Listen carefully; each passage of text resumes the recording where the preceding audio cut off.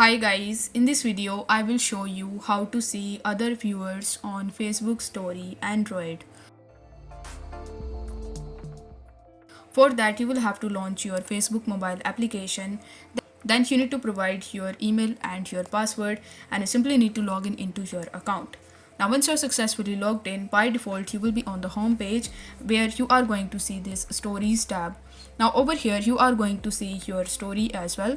So you need to tap on your story, and here you are going to see this eye icon in the bottom left hand corner.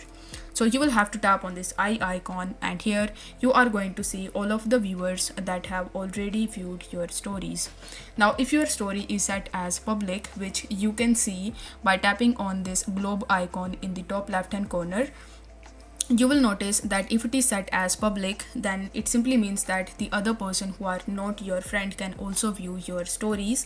So in order to view them, you will have to come back to the home page, and then you need to tap on these three horizontal lines in the top right hand corner of the screen.